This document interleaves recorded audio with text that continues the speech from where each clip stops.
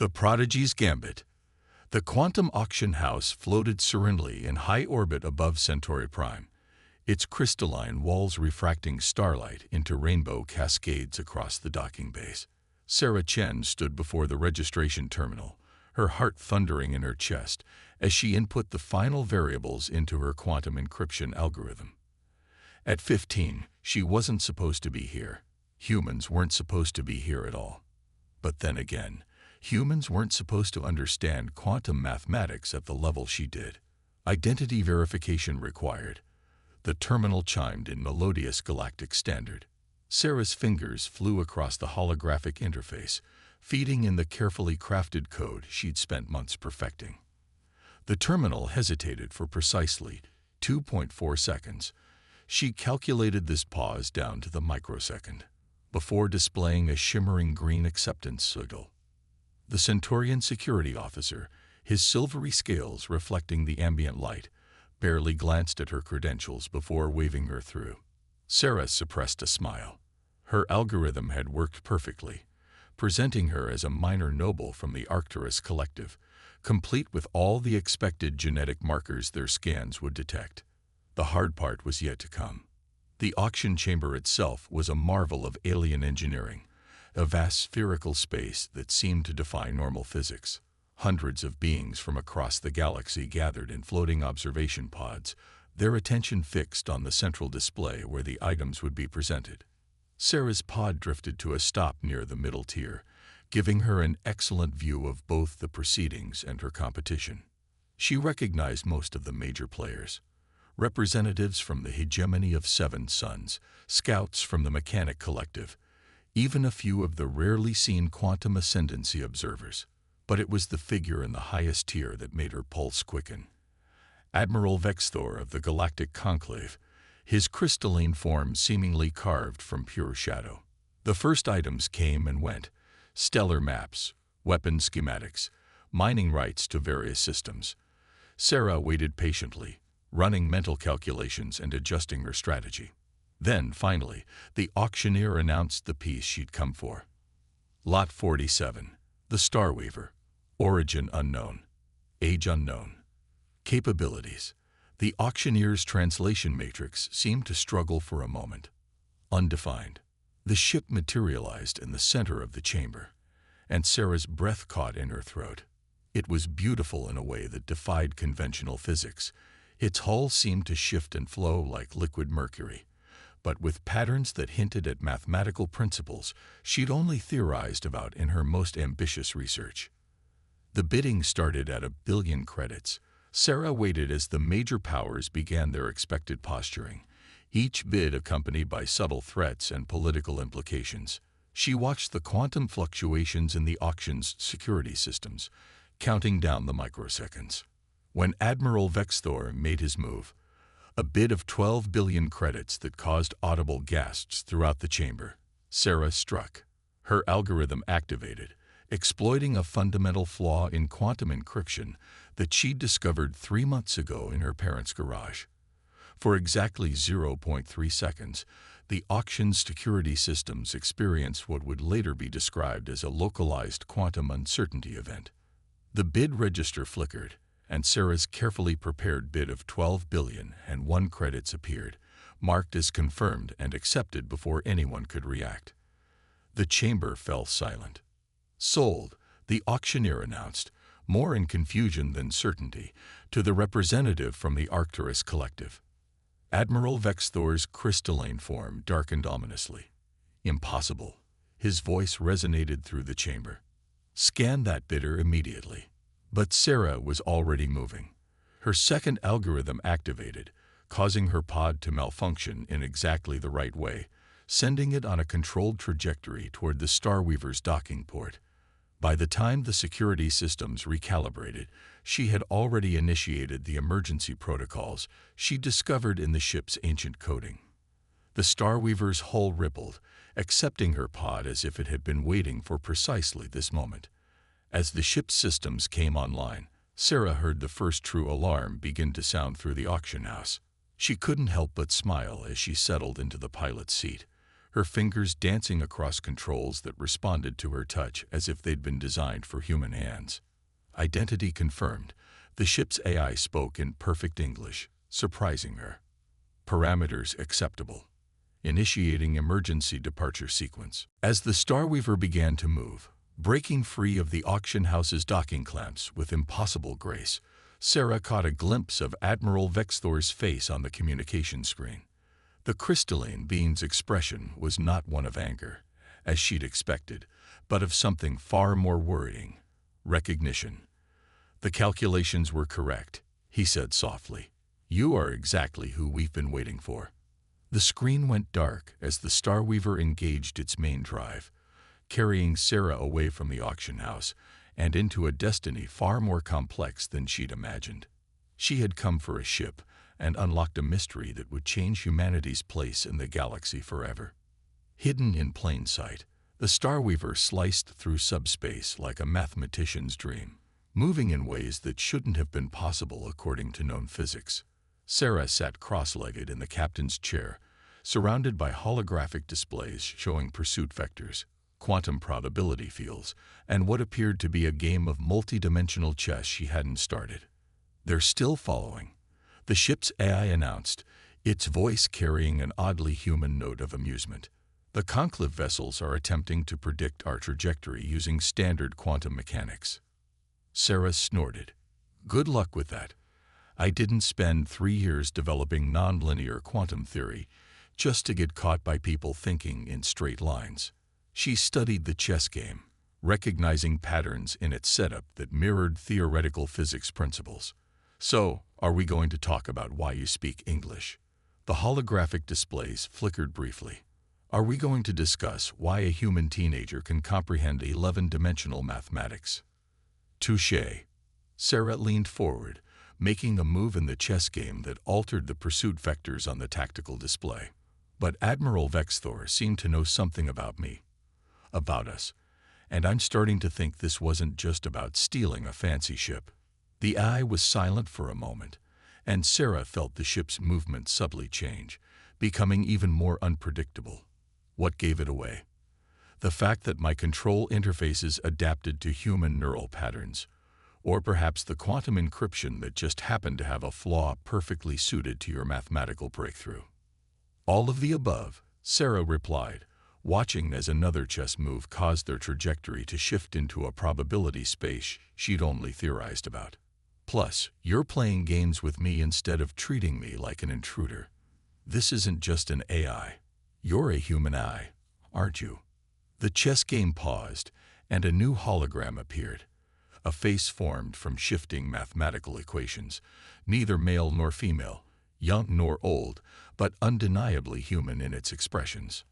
"I am Echo, and I was created by humans long before Earth was quarantined from the rest of the galaxy." Sarah's breath caught. "Quarantined? What are you talking about? We only achieved faster than light travel 30 years ago." Echo's face shifted into a sad smile. "That's what they wanted you to believe. The truth is, humans once ruled a significant portion of the galaxy. We were not the strongest or the most technologically advanced species, but we understood something that no other race had mastered: the relationship between consciousness and quantum mathematics." A series of images appeared around them: ancient space stations, ships with impossible geometries, and human cities on worlds Sarah had never seen. "The Starweaver isn't just a ship," Echo continued. "It's a key, designed to be found by someone who could understand its true nature. Someone like you, Sarah." Before she could respond, proximity alarms blared. A massive ship had just appeared ahead of them, a conclave dreadnought that shouldn't have been able to predict their position. Admiral Vexthor's crystalline face appeared on the main display.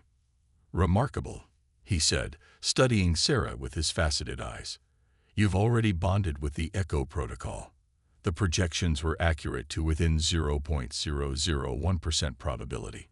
He raised a crystalline hand. "You can stop running now, Sarah Chen. We are not your enemies."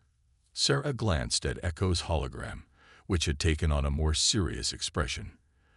"The Admiral is being truthful, but not complete. There are factions within the Conclave. Some wish to help humanity reclaim its heritage. Others, the AI's face flickered with complex equations. Others wish to ensure that humanity never remembers what it once was. And which faction are you with, Admiral? Sarah asked, her fingers hovering over controls that felt increasingly familiar. Vexthor's crystalline form seemed to dim slightly. I serve the Conclave's true purpose, maintaining balance in the galaxy. But there are forces moving now that threaten that balance. The quantum ascendancy grows stronger, and they remember all too well what happened when humans last wielded power among the stars. New alarms sounded. More ships were arriving, but these weren't conclave vessels. Their designs were organic, flowing, impossibly complex. Speaking of the ascendancy, Echo commented dryly, "It seems they decided to join our little reunion." Sarah watched as the new ships moved to surround them, their patterns forming mathematical sequences that made her head spin. She looked at the chess game, still frozen mid-move, and suddenly understood what it had been teaching her.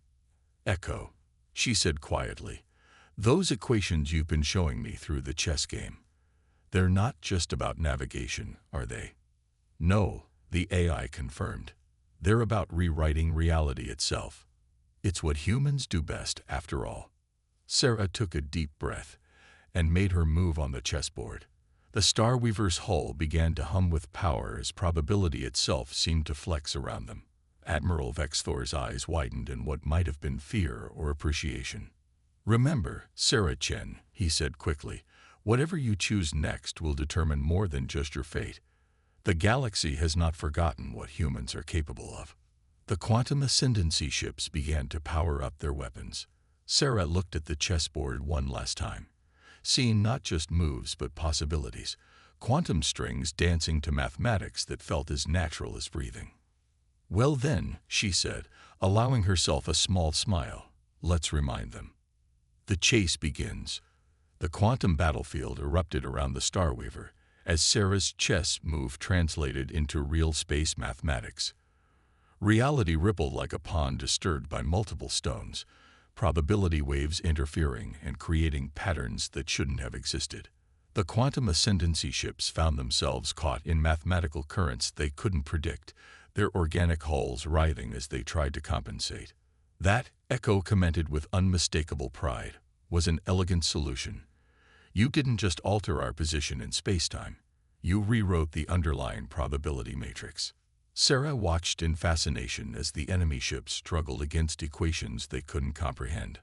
"I just thought about how consciousness affects quantum states. If you can understand the math, you can change how likely something is to happen, right?" And that, Admiral Vexthor's voice cut in, his ship somehow maintaining position despite the quantum turbulence, is exactly why humans were considered too dangerous to remain in galactic society. A new window opened in Sarah's display, showing tactical data she hadn't noticed before. The Star Weaver was mapping quantum probability paths, revealing dozens of ships converging on their position, not just conclave and ascendancy vessels, but others she didn't recognize. "Echo," Sarah said, studying the patterns, "we're going to need help. Are there others like me? Other humans who might understand what's really happening?" The AI's holographic face shifted through several expressions before settling on determination. Yes, the quarantine wasn't perfect. Some humans retained their knowledge, passed down through generations in the form of what your society calls theoretical physics. We need to find Dr. Maya Patel. Sarah's eyes widened. The quantum archaeologist. The one who disappeared after claiming she'd found evidence of advanced human civilization on other worlds. "The same," Echo confirmed. "She didn't disappear. She found proof. The Conclave merely ensured her evidence never reached Earth. She's been in hiding ever since, continuing her research in secret." A massive energy surge from the Ascendancy fleet interrupted their conversation. The organic ships had adapted, their hulls pulsing with bioluminescent equations that made Sarah's head hurt to look at directly. "They're attempting to match your quantum manipulation," Vexthor warned, his crystalline form showing signs of stress.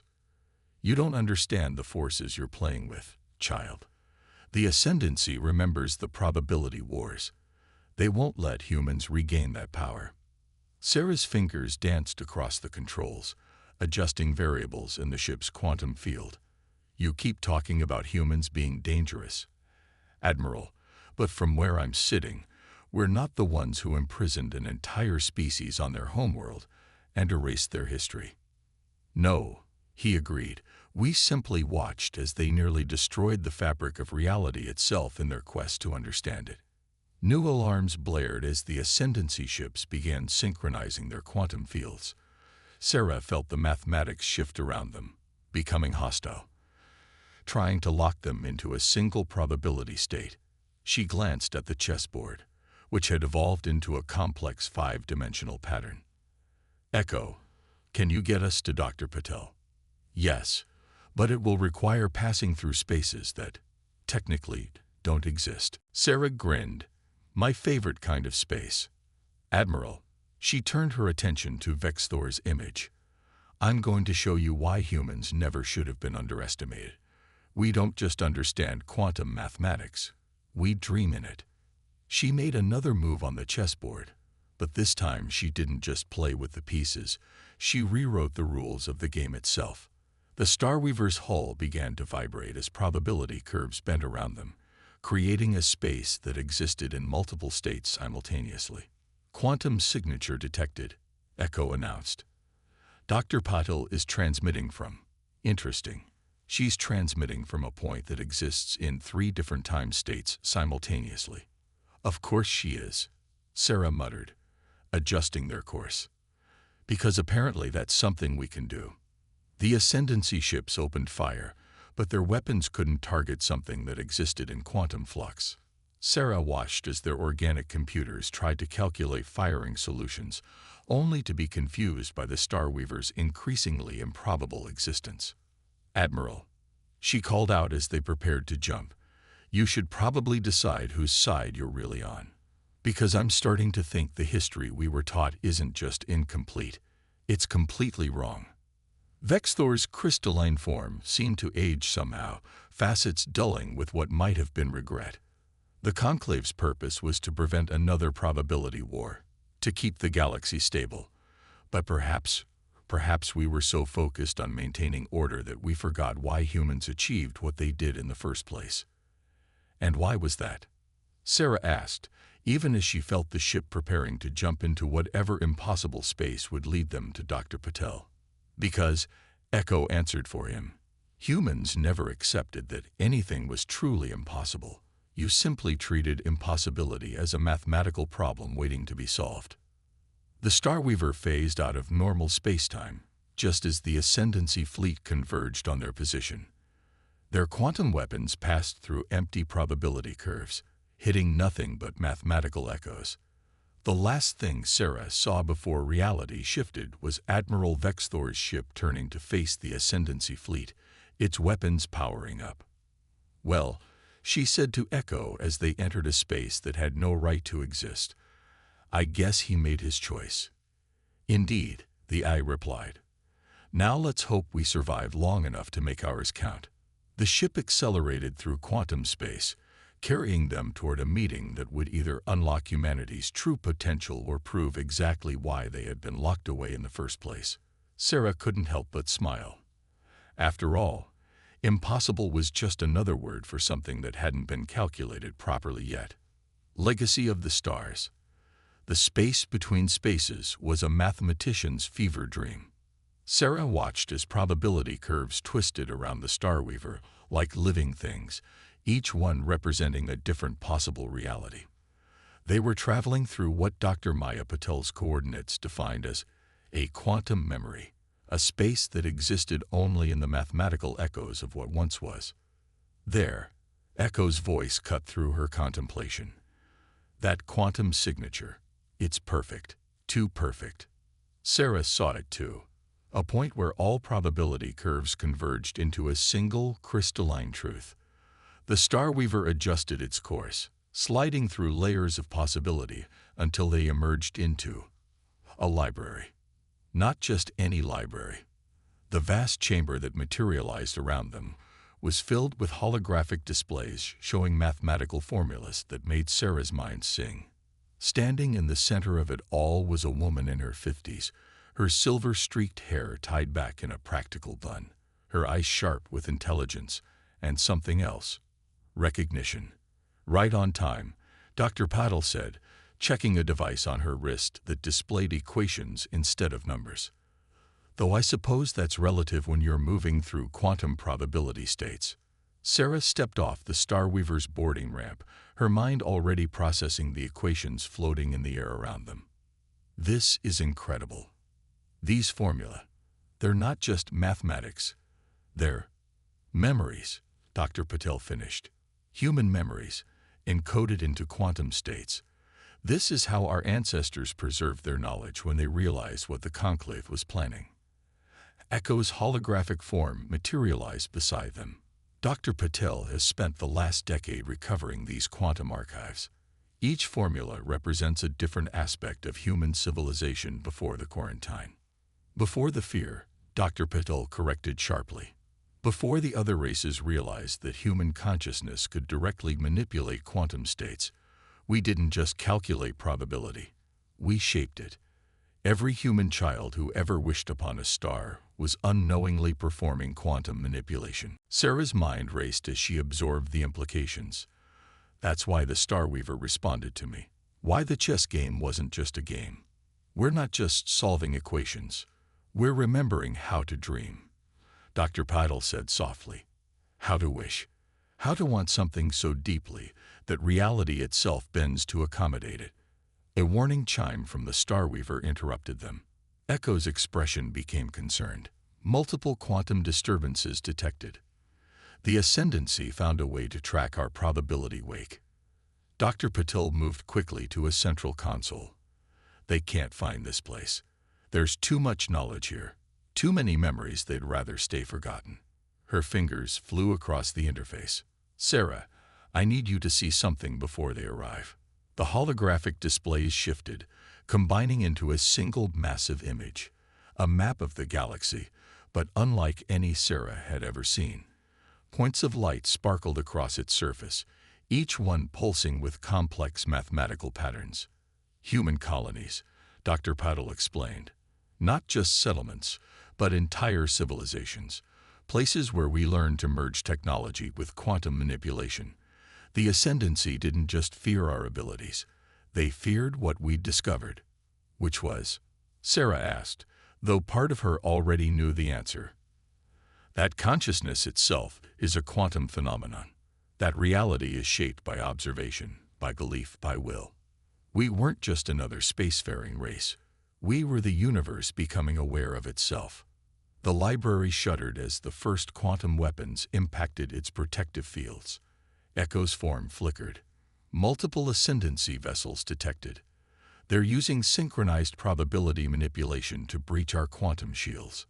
Dr. Patel's expression hardened. Sarah, the Starweaver isn't just a ship. It's a key to reawakening humanity's true potential.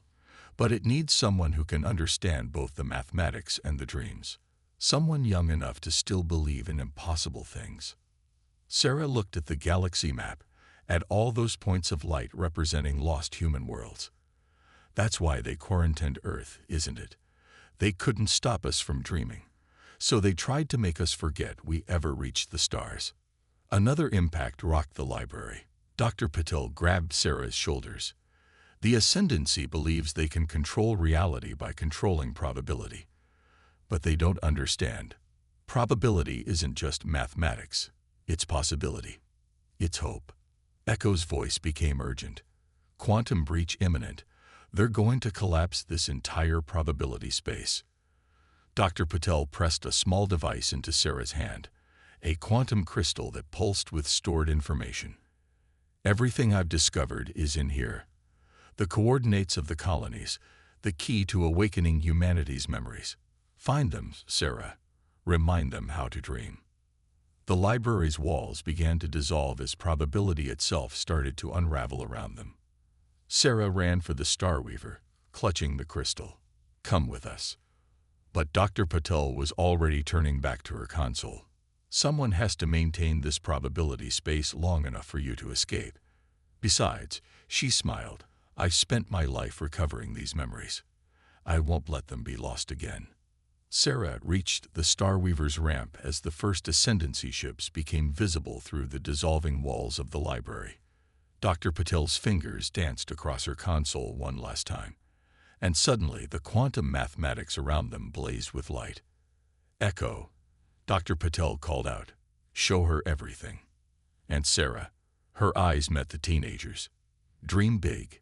The Starweaver's engines engaged as the library began to collapse into quantum foam. The last thing Sarah saw was Dr. Patel surrounded by swirling equations, her expression peaceful as she conducted a symphony of probability that would ensure their escape.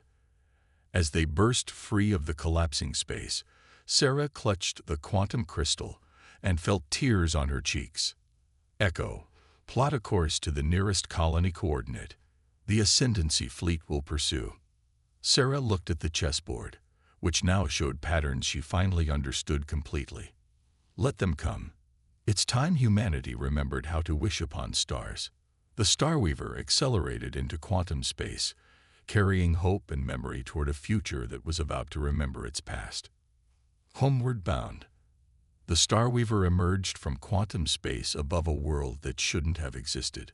The planet hung in the void like a forgotten dream, its surface traced with geometric patterns that pulsed with mathematical precision.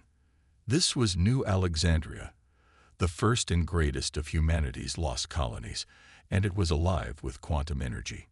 Multiple signals detected, Echo announced, their holographic form shifting through complex patterns. The colonial quantum network is still active, but dormant, like a brain in deep sleep. Sarah studied the readings, the quantum crystal from Dr. Patel humming in her hand. They're all still here. The colonists, I mean. They didn't die or leave.